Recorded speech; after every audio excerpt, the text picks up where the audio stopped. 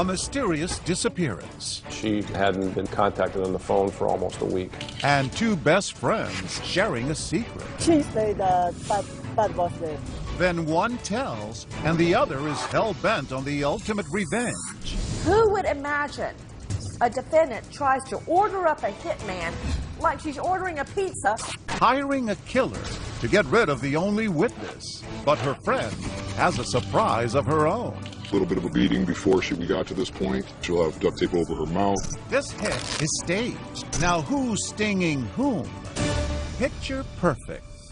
Plus, we spent days, months, years looking over our back. A Little League coach and the stalker terrorizing his family. You all better watch your backs. But the real shock was who wanted them out of the game. I could feel my knees starting to shake. Killing with kindness. And the best friend with looks, charm. Your hair is so beautiful. Oh, I love your dress. And a whole lot of stories. She said that her dad would give her thousands of dollars when she was sad. But there's one thing she left out. She is a professional liar and a thief. Now the chase is on to catch her before she fleeces someone else. V, you messed with the wrong girl. Best Frenemies. Welcome to 2020 on ID. I'm John Quinones. Best friends, they're supposed to be the people who sustain us. But what happens when they turn out to be our worst enemies? Coming up, 3 tales of trust and treachery, and 3 women determined to turn the tables on those who betrayed them. First, a shared secret with life-altering consequences. But when one friend decides to tell, the other one decides to get even permanently. As Matt Gutman first reported in 2015, that's only the beginning of this story. For any predator, this lush vegetation, flashed by murky brown water at the very end of the Florida Everglades, is exquisite terrain, especially to dispose of someone you just killed. This may look like the site of a bloody murder scene, but hold on, folks, this is not what it seems. And what is about to happen to the victim is the key to a twisted tale of betrayal and revenge. It is one of the craziest and bizarre murders I've ever studied. All right, so Augie, let's come over here. See, these guys are not from the coroner's office. They're an elite squad of Broward County Sheriff's officers called the Viper Unit. They've given 2020 unprecedented access to this elaborate sting designed to foil a murder plot against this woman, Maria Calderon, who's just become one of the walking dead. How's it feel to rise from the dead? To understand the story of this photo, start by taking a look at this photo. That's Maria back in happier times with her bosom buddy, Jacqueline Luongo. We care for each other, yes. I guess it's not so common that someone who cares for another person would want them dead. That must hurt. Yeah. Maria makes ends meet by working in a restaurant, but Jackie is having money trouble. That is, until she makes a special arrangement with this woman, Pat Vivieros, one of the countless retirees who decide to live out their golden years in the sun-drenched splendor of South Florida. She was very funny and loving. She loved animals. If you ever needed her, if you were in a jam or whatever, she would be there for you. But Pat needed help getting around. She agreed to let her friend Jackie live with her in exchange for some occasional driving. At the time, it made sense. They were friends, and besides, they both loved dogs. Pat was living off her pension and an annuity from a life insurance policy worth $50 grand. She'd swing by the local bank to pick up her regular checks, and police say when Jackie figured this out, visions of money and murder started dancing in her head. When you have no money, no apartment, no gas for your car, $50,000, in her opinion, was worth more than Pat's life. She exchanged Pat's life for $50,000. Then in August 2014, Pat Vivieros disappeared. She hadn't been contacted on the phone for almost a week. But wait, a woman matching Pat's description is later seen at this bank trying to cash Pat's most recent check. Then, for reasons still unknown, Jackie has a revealing conversation with her old friend Maria. She said that Pat was dead. Pat was dead. Yes. Did you realize it was a confession when she told you? Yes. Why did Jacqueline spill the beans to Maria? She thought she could trust Maria. But if Jacqueline thinks her friend is loyal enough to help her get away with murder, she's profoundly mistaken. Instead, Maria calls the cops, telling them Jackie can be found behind the wheel of this banged-up Toyota Solara. Pretty big break. Yeah, it was. Once that tag is run, the alert's coming back to a vehicle that we're looking for, potentially somebody involved in a homicide that we need to interview. Cops, including veteran Broward County homicide detective John Curcio, head straight to Pat's garden apartment. There may have been a small struggle in the bedroom, but one of the dressers was kind of knocked off to the side, out of place, but it wasn't like there was a huge altercation. The officer, going in the closet is what found her in a garment bag, and she was in an advanced state of decomposition. Sign of strangulation, pillow? Well, her head was entirely encased in tape. Like mummified? That'd be a good description. We still don't know how many days she sat, decaying, decomposing in that closet. Think about it. She just didn't deserve it. I mean, that's just the bottom line. The coroner would officially say Pat died of asphyxiation.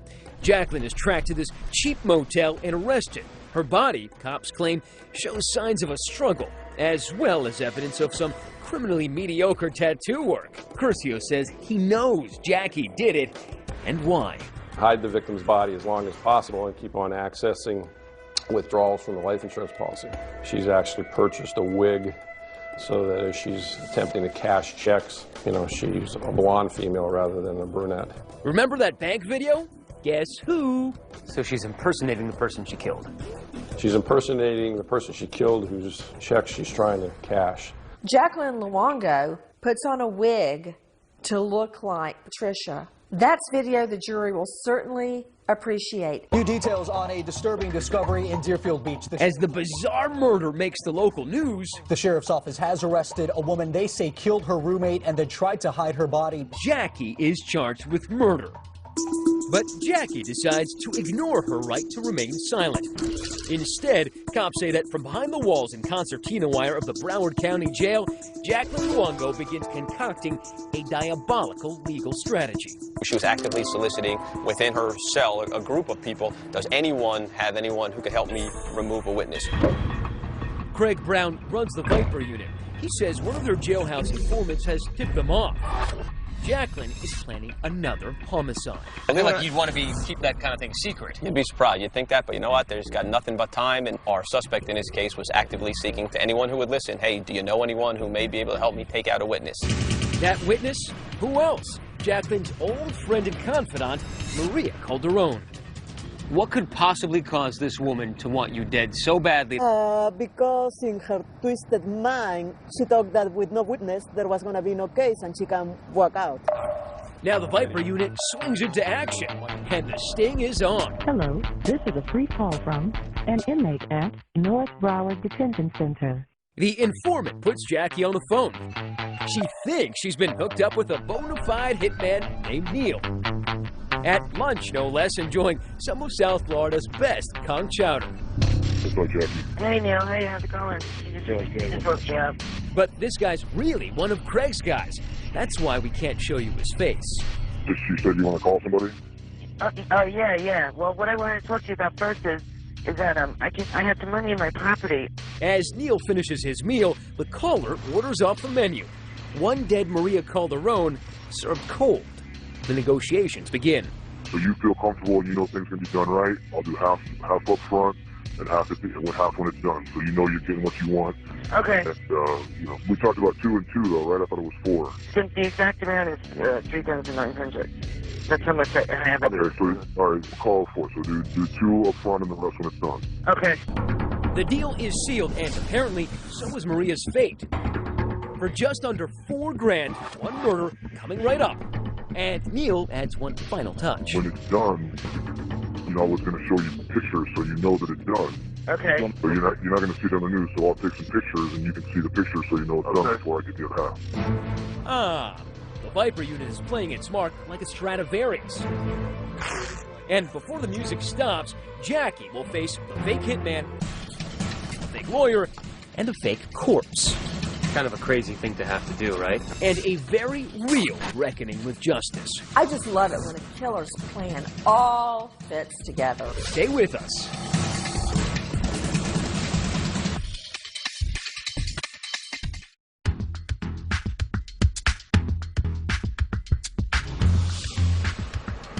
It's just another ho-hum perfect day of fresh air and ocean along Florida's Atlantic coast.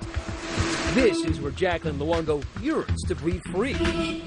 Instead, she's doing morning calisthenics inside the Broward County Jail, charged and held for the murder of her roommate Pat Vivieros, and police say her South Florida crime spree is far from over. It's all or nothing for Jacqueline. From jail, she's been trying to hire a hitman to take out the state's prime witness, her former friend, Maria Calderon. I think Jacqueline's mindset was, if I remove this witness, there's no one to keep me in jail. But the Broward County Undercover Viper Unit has hatched a plot of its own. First, an undercover cop posing as Neil the hitman goes to meet Jacqueline in jail. He has to be sure the dastardly plot is real. How confident were you when you were going in there that you were actually going to get her? I wasn't sure what to expect. We've spoken multiple times up to this point. She knew I was coming, so I was pretty confident that it was going to go the way that we wanted. Now, why does she have to kill the witness? Why couldn't she intimidate the witness? Have you beat her up or threaten her or do something? Initially, she talked about that, just sending a message telling the witness not to testify, and then she decided that that wasn't going to work for her. She needed to do more, and she changed her mind and said that she wanted the witness completely eliminated. When I leave you here today, it'll be the last time I talk to you until it's done. Okay, so you're 100%. 200. Okay. While his undercover camera rolls, he jots down the details every hitman needs. Short brown hair, Hispanic, 200 pounds. Okay. The game is afoot. I plan on doing this Saturday night. Call me Saturday night. I'll let you know, yes, we're good. I mean, who would imagine a defendant tries to order up a hitman like she's ordering a pizza behind bars? Not knowing whether Luongo contracted other hitmen to kill Maria, the deputies move quickly. We are there the night they go to brief her on the situation, which they insisted on doing off camera. All right, so we just left Maria. What did she say? She's in, surprisingly enough. She wants to cooperate. I think she understands how serious it is, and she's going to cooperate 100%. Were you surprised? Yeah, I thought it would take a lot more convincing. To have a murder, you need a dead body. Just hours after meeting Jacqueline, I'll just tape it together like that. Our fake hitman and the Viper team have a plan to fake Maria's death, involving a swamp, duct tape, and a bullet hole. Do you want a black eye? And some bruises, or he may be on... This has got to look authentic. So the Broward Sheriff's Office hires a professional makeup artist. And you want to make it look like she has been shot, but it's not too fresh. Right, a little bit of a beating before we got to this point. Now let's do her hands. She'll have duct tape over her mouth, so she was taken from someplace else, brought here, and shot here. So is that a specific color that's just meant to be blood, or can it be used? It's called real blood. It's called real blood. It's kind of a crazy thing to have to do, right? Oh, yeah. Stage your own death. After that quick visit to Marlboro Country, we'll let Maria do the blood. Maria is ready for her close-up. So they're applying even more blood right now. The whole idea here is to make this murder for hire look as convincing as possible. And right now, I gotta say that Maria looks pretty much like a corpse. There is a gunshot wound to the temple, forehead, an exit wound on the other side, dirt on her shirt, her pants, her hands are bound, and of course she's got that duct tape on her mouth. You've staged deaths before. Yeah. Put your legs this way. Put your mouth a little more. You've staged murders before. Yeah. How do people generally react when they have to stage their own murder? We anticipate the blood draining from their face, like, oh my God, I'm shocked. I can't believe someone I know, is making an attempt on my life. And am I in any fear? Is the person in any fear? We didn't get that in this particular case. In fact, Maria seems unfazed. All right. If Jacqueline were here, what would you say to her? Looks pretty good, right? Yeah. The Viper team now has grisly photos to convince Jacqueline they've just killed a girl named Maria. This is probably what I'll show her tomorrow. But would a real hitman risk a return visit to the jail? Probably not. So Neil tells Jacqueline he needs to leave town, and he's sending this lawyer in his place. So what's going on right now is we're trying to make sure that these 2 cameras that are going to be hidden on our undercover lawyer here are not going to be too conspicuous, and that takes a little bit of work here. The goal is to get clean video and make sure that nobody else notices. Jackie ambles into the meeting nonchalantly. The lawyer makes a nervous introduction. I'm so sorry to bother you. I've been trying to track you down all day. I was on my way home. I don't like doing this type of stuff, but Neil is... Well, he's Neil. He wanted me to have you right now. He gives me very specific instructions. The instructions? First, review the envelope with the ghastly murder photos. Did she react at all? At first she was kind of shaky when she started reading the note. And she opened up the second, third pages, and, she's kind of looking at the pictures, and she's kind of nodding her head, and just like a acknowledgement. Yeah, she definitely, yep, looks good. All right, perfect. Wow. Then sign off on them, literally. The cops want to make sure they have a case beyond any doubt. It's a way for him just to verify that you saw the pictures. Oh, okay, sure. Can you help me out with that? Yeah, sure. Oh my God, you're such a lifesaver. Look, this guy scares the out of me, so. Okay. No remorse? I mean, any emotion at all? Other than maybe relief. She's not upset about a person losing their life one bit. Alright, so I wrote her name on all the pages. No visible signs of being upset at all. I think that's what's most shocking, is that she looked at those pictures, which are totally grisly and gory, right? A person who was shot in the head being held by her hair. It didn't blanch, didn't stumble. This is someone who you had a relationship with, you were close with. And to have no effect, whatsoever, I think it really shows the mindset of the criminal. It says, I really don't care about anyone else. I'm just worried about my freedom and trying to beat my charge. Hello? Jackie. Afterwards, Jackie even calls her hitman to thank him for a job well done. Hey, how's it going? How did it go? Did he show you the pictures? It was good. Yeah, I saw what he showed me, and everything looked good. Okay, are you happy? Yeah, 100%. Okay. I'm a satisfied customer. When Luongo calls the hitman from the jail to tell him what a great job he did, it's like she's giving him a review on Yelp. Jackie is positive that with Maria gone, she'll beat the rap. You think that's going to help? Oh, yeah, no, definitely, yeah, because that was the only person that was going to say anything. Okay. All right. Well, if you're happy, I'm happy. I'm definitely happy. But surprise, surprise, just 2 weeks later, Jackie is slapped with new attempted murder charges. Solicitation to commit murder and tampering with a witness. Combined with her previous charge in the murder of Pat Vivieros, if convicted, Jackie is facing the death penalty. She declined 2020's request for an interview. Maybe after getting bitten by the Viper unit, she's decided she's done enough talking for now. When you put 12 in the box, this case it's like tied up with a bow and sitting on top of the Christmas tree, for Pete's sake, for the prosecution to just take down and hand to the jury. It is extremely rare to be handed a case like this on a silver platter. As of 2015, Jacqueline Luongo is still awaiting trial for both the murder of Pat Vivieros and the attempted murder of Maria Calderon. She has pled not guilty to all charges.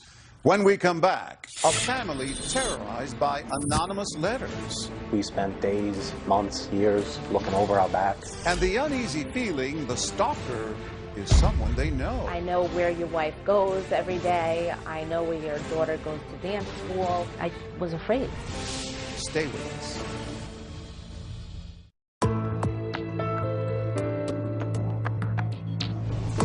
Chances are, if you throw kids together in an activity, friendships will form. And that holds true for their parents as well. But as Deborah Roberts first reported in 2014, for the family of one Little League player, the gift of friendship masked a sinister plan.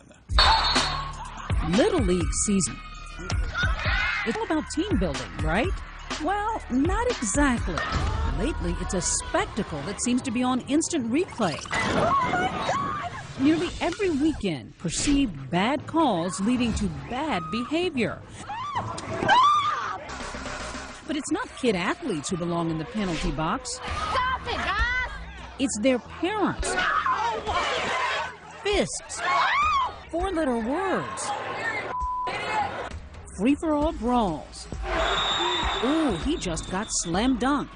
And what about this out-of-control dad, so fearful his son's losing a wrestling match, he shoves a 10-year-old clear across the ring? Really? But the MVP Most Vicious Parent Award may very well go to Janet Chiuzzi. She may look like an unassuming suburban stay-at-home mom, but for more than a year, she secretly terrorized her Long Island, New York neighbors. We spent days, months, years looking over our back. It all began one summer. John DeMasi was coaching his son Dominic's baseball team when an angry letter was sent to the league board claiming DeMasi was playing favorites.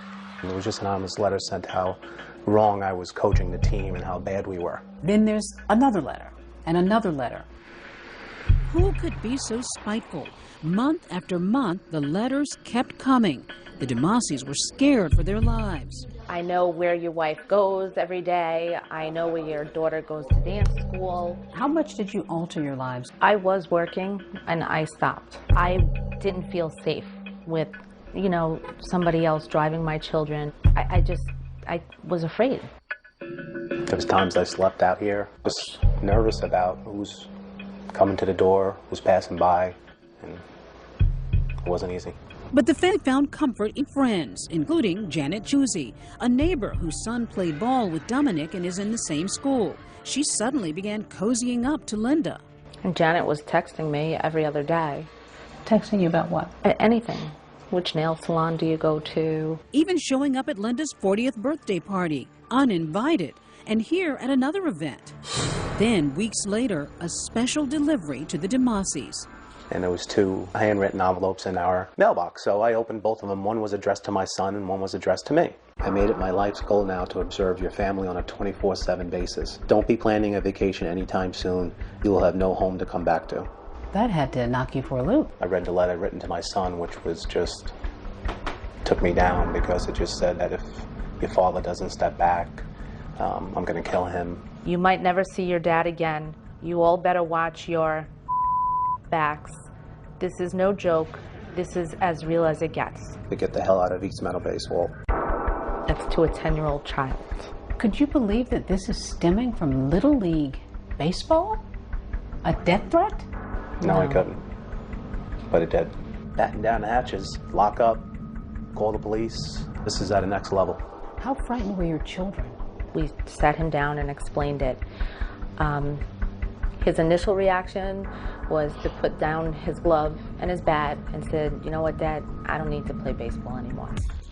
Yet the DeMasis refused to give in to their tormentor's demands. John remained the coach, a terrified Dominic still on the team. I was definitely nervous, and when I got up to bat, I felt like someone was always watching me. It definitely made the game more nerve-wracking and harder to deal with. As the frightened family struggled to go on, Nassau County Police were sifting through the baseball parent list, looking for anyone who had an axe to grind. And they gradually began focusing on one key piece of evidence, those envelopes that contain the hateful letters. I mean, if you just look at the town and the zip code on every single envelope, you could see that they're all the same handwriting. And another slip-up, the stamps were all identical. That made it apparent that we were dealing with the same person on each occasion. But who? Turns out investigators were zeroing in on a parent no one would suspect, that new friend, Janet Chiuzzi. Some of the content in the letters showed that this person had some intimate knowledge of the family's background. And that's what ultimately led us to Miss Chiuzzi. But to nail her, police needed a copy of her signature. So Linda DeMasi hatches a plot to trick Chiuzzi into giving her one. Linda has her 7-year-old daughter collect addresses for a fake fundraiser. Chiuzzi takes the bait. The way she wrote East Meadow, it was a certain way, and I could feel my knees starting to shake as I was standing there, and I couldn't believe it. A chilling discovery. Linda knows beyond a doubt that her so-called good friend was harboring some bad blood. So suddenly you knew that Janet Chiuzzi was behind it. It was like a wave just came over us. 48 hours later, police matched the samples. They had their woman. New this half hour, a Long Island mother arrested, accused of bad behavior. Janet Chiuzzi was arrested, charged with stalking the DeMasi family. And she made a full admission to her authoring all the letters and making these malicious accusations. But what could lead a parent to threaten to kill another? Chiuzzi told police she was angry because John, as coach, didn't choose her son for the Little League travel team. She pled guilty and was sentenced to 60 days in jail and ordered to stay away from Dominic DeMasi. In a statement, her attorney says his client was genuinely remorseful and recognized the seriousness of her crimes. For the DeMasis, justice. But what they didn't get was an apology. I wish that as a mother she could look at me and say, I'm sorry. I'm sorry I did this.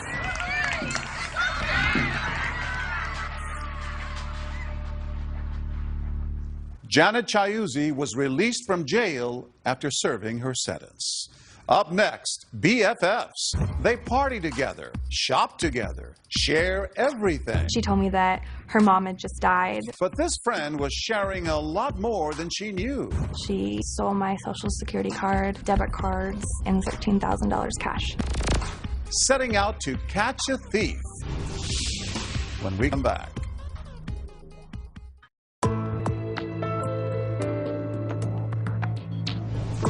She got their trust. Then she was suspected of getting pretty much everything else. Money, credit cards, even a passport. That's what a slew of young women say about the woman they thought was their BFF. In 2014, Chris Connolly followed her on the run over months and thousands of miles, leading some to ask, with friends like these, who needs enemies? Can we just pretend? Seems like few could set it off in a club like 24-year-old Vichka Lee. Over the top for everything. Rocking a micro mini with looks to thrill. A lot of crop tops, tight pants, sexy. The woman who called herself V enjoyed life on the dance floor. She loved dancing, drinking. At hotspots in and around Portland, Oregon. She likes attention. She liked to stir stuff up, right? Yeah. V's relentlessly over-the-top attitude had its offbeat appeal for young women like Sonia. I mean, I didn't even know the girl, and it was like, oh my god, I love you. We need to hang out again. For Leilani. She uses her cuteness to make friends and boyfriends. And for 22-year-old Taylor Nunes. This aspiring pastry chef says that at the start of their 4-month friendship, V was sweet as pie.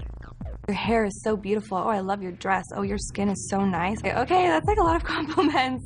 Away from the bright lights and loud music, Taylor and others would come to suspect that V was a serial identity thief and that she and her famous duck face liked to stick her pals with the bill. She was really good at telling her lies. She's a professional liar and a thief. Despite early misgivings, Taylor became pals with V, who had money to take her shopping. She'd even consoled Taylor after the death of her beloved Chihuahua, Leopold. After that, she was constantly there for me, and so I thought I could trust her. Before long, V had picked out an apartment for the two of them to share. So obviously both your names were on the lease because you were running it together. Should have been. She doesn't have rental history, so her name couldn't be on the lease. That's what she told you. That's what she told me. Pretty soon, strange things started happening. $400 in unfamiliar charges turned up on Taylor's credit card. Then on a shopping run, V flashed some big-time cash. And she was buying like $2,000 worth of bedroom and house stuff, and she was going through her wallet, and there was so much money in there.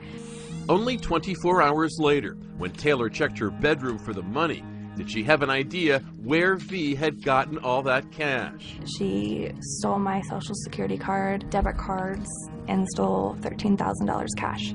So right in front of you, yeah, she was buying stuff with the money she'd stole from you 24 hours before? Yeah, I knew that it was her who had to have taken it. This is my bedroom. When Taylor took us to the scene of the alleged crime, her feelings of violation and betrayal were still vivid. I was so distraught, I couldn't even stand on my own 2 feet.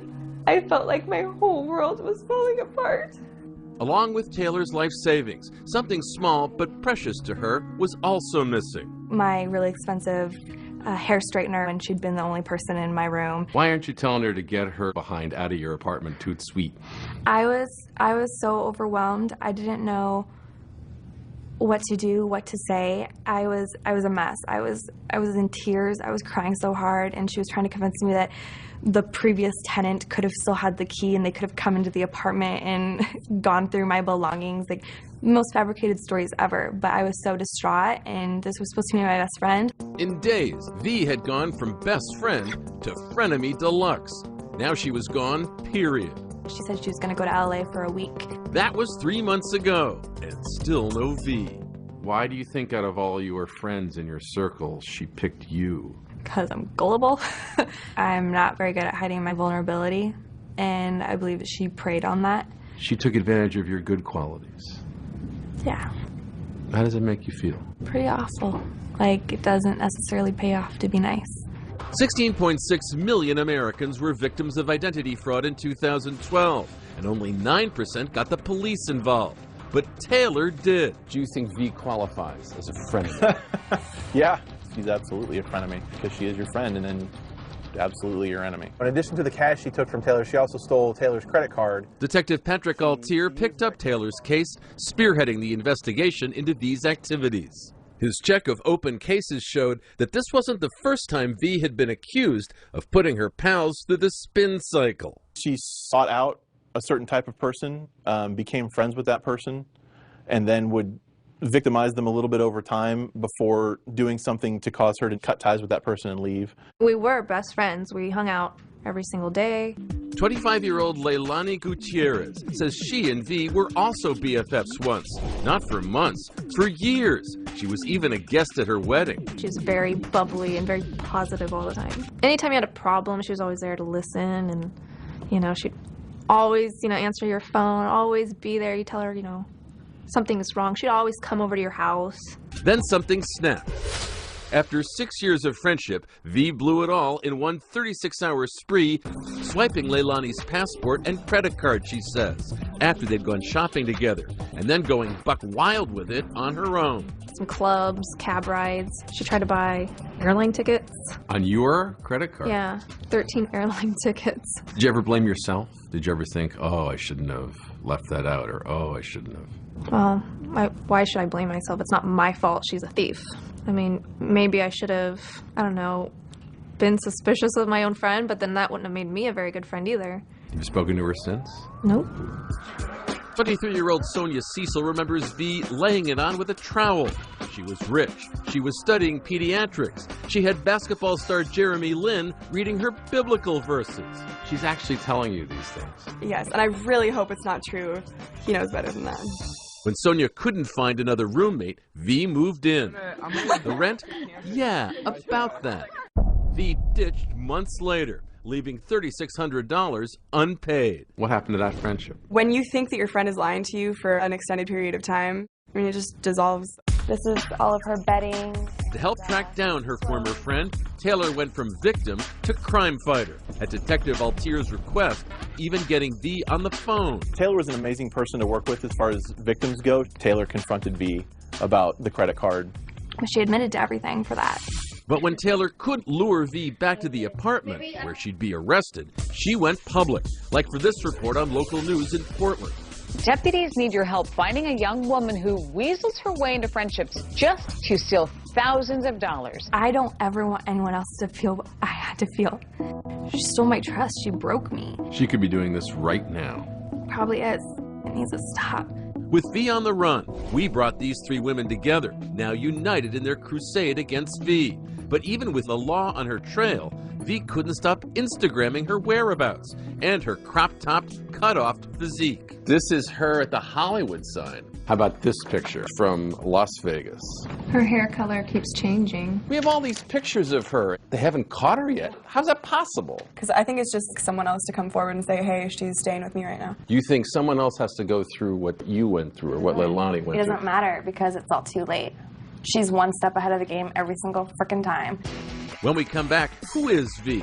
Her sister reveals the family secrets and a stunning break in the case. She was in LA. Some girl called it a tip. You'll see it all as it happens next.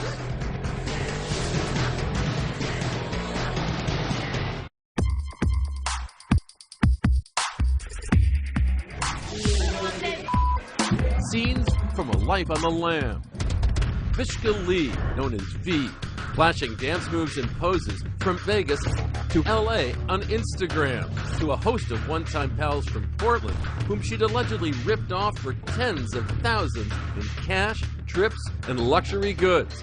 Happy Halloween, suckers! I stayed home on Halloween because I was too upset because of her. Because I couldn't face going out because I hate her so much. Taylor Nunes says she lost everything to V, from her $13,000 in life savings to her $200 hair straightener. But Taylor fought back, setting up a Facebook page dedicated to finding V and getting Detective Patrick Altier to look for V in Portland, Las Vegas, even Los Angeles. Sonia Cecil felt certain V's last dance was drawing near. We're gonna find her. Where can she run and hide? Come on. You got this. You're the reason she's gonna get caught. So when she's in jail, you can go visit her and just laugh in her face. V spinning a web of lies large and small. She said that her dad would give her thousands of dollars when she was sad. She told me that her mom had just died of breast cancer. So who was the real V Lee? This person had the answers. V's estranged older sister, Marie Lee, who can recall the horrors she saw before her family fled war-ravaged Cambodia.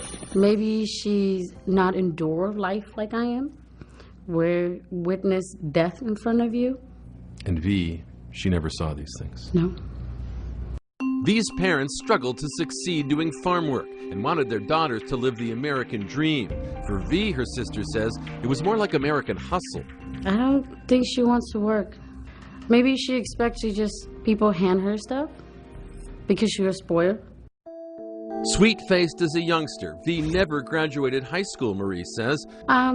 She skipped school a lot. I told her, you know, if you're not going to school, you're gonna have to work hard like me. Marie, what would she say when you told those things to her? She just brushed it off. It's more like, oh, whatever, it's none of your business. You're just my sister, you're not my mom. So for me, I just have to back off. Still, when V told her sister she was having boyfriend issues, Marie took her in, offering room and board in exchange for some nanny work.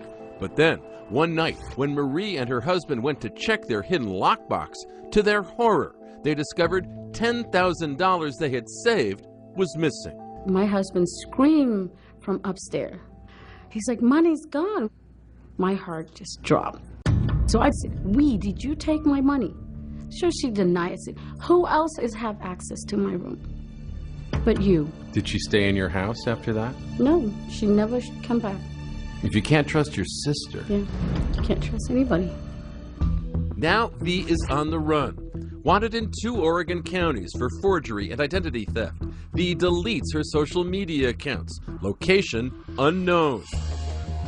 On the evening of November 12th, Taylor feels certain that V will hit some big city clubs for her birthday the following night. She's gonna find as many rich people to hang around as possible and celebrate her birthday.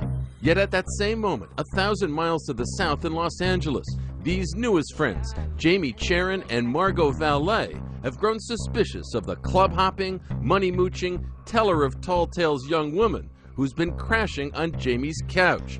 When they Google her name, the women are flabbergasted by what they find. There's Facebook pages that are dedicated to finding her, Twitter accounts. Immediately, I look at Jamie and I said, this girl is psycho. Like, there's something wrong with her completely. So we called the cops. In Portland, less than 3 hours later, Detective Altier is sitting down with 2020 when suddenly his phone blows up. The LAPD has nabbed V. And after he tells Taylor the news... Oh my God, I can't even feel my legs. Months of pent-up emotions are at last unleashed. We did it! I thought this wasn't gonna happen. I did it. I got V. Lee arrested. I can't believe it. We scramble upstairs as events unfold rapidly. Yeah, she's actually the victim in one of our warrants. V, you messed with the wrong girl. It's a pretty spectacular night, isn't it? It's great. I'm happy for Taylor. Hi, this is Taylor. Then a phone call from Portland to LA. You have no idea how grateful I am that you guys called the police tonight. Thank you. Aw, thank you. No, if it wasn't for you, we wouldn't have found her and this wouldn't have happened. Oh, and remember Taylor's $200 hair straightener? The one V ran off with? Do you have a red straightener? A red straightener? Yes! Oh my god, that's my straightener! Yep, we have it. The next day, Marie Lee is sharing her stories of the estranged sister she hasn't heard from in nearly a year. Do you know what day in your sister's life this is? It's her birthday. Do you know where she is right now? I have no idea. She's in LA County Jail. For real? She was arrested last night in Los Angeles. Oh my God. She has to pay for what she did. She needs to admit it that I need help. There's no excuse. We're gonna have so much fun carrying this up 3 flights. And with 2020 footing the bill and Detective Altir's okay, a box from LA arrives at Taylor's house. Taylor, Leilani, and Sonia sort through it for their stuff. And sure enough, there's the item that means so much to Taylor. Look what we got, ladies! Is that your straightener? That's my straightener! These are the shoes that V bought with my credit card and was wearing around in my house. But however V might have preyed on their openness and vulnerability, these young women weren't afraid to make some new friends. We'll toast to V for our new friendship and group hugs.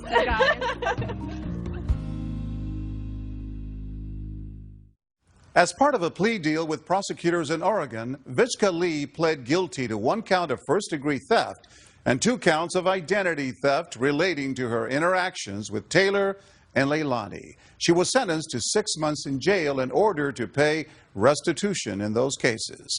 Authorities say that as of 2015, no other alleged victims have come forward and no other charges have been filed. Taylor and Leilani, meanwhile, remain close friends. Taylor reports she's more cautious these days, but has moved on with her life. And she says, I put a smile on my face and put my high heels forward. I'm John Quinones. Please join us next time for another edition of 2020 on ID.